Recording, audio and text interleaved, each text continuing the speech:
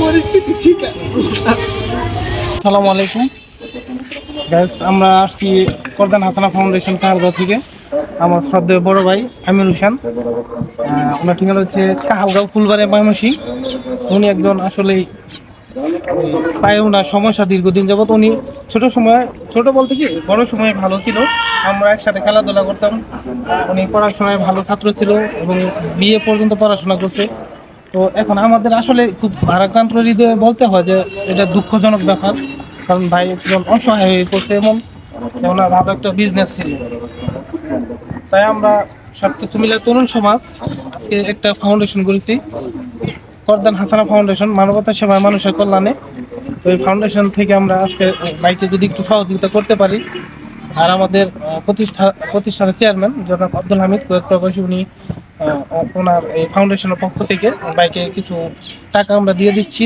আর এই জন্যই ভাইয়ের পাশে আমরা দাঁড়াইছি যে আমাদের দেখে কেউ যদি অনুপ্রেরণা মনে জাগে, আপনার এরকম যদি কেউ থাকে তাদের পাশে দাঁড়াবেন, আমির ভাইয়ের পাশে দাঁড়াবেন, এটা আমরা আশা করি।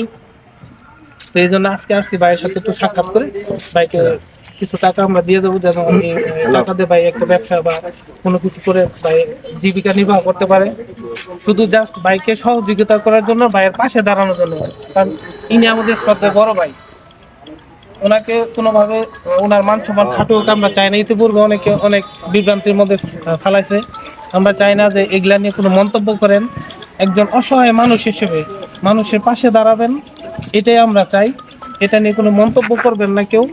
আমাদের এই ভিডিওটা যেখান থেকে যে অবস্থা দেখবেন আপনারা একটু শেয়ার করবেন এবং সবাই ওনার পাশে থাকার চেষ্টা করবেন। আমরা ভাইয়ের বিকাশ নাম্বার দিয়ে দেব, যদি পারেন আপনারা ওনাকে সহযোগিতা করবেন। এটা মনে আল্লাহ তাআলা আপনাদের সকলে ভালো করবে। তো আমি এটুকুই বলবো, আর কিছু বলবো না, কারণ ভাই আমার শ্রদ্ধেয় বড় ভাই, অনেক সম্মানী ব্যক্তি। আমরা ওনাকে অনেক ভালোবাসি। এই ভালোবাসার টানে আমরা আসছি তরুণ সমাজের পক্ষ থেকে।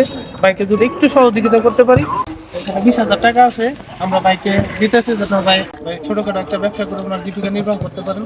আর আমরা এটাই আশা করবো এইভাবে আমাদের মতো সবাই পাশে থাকবেন।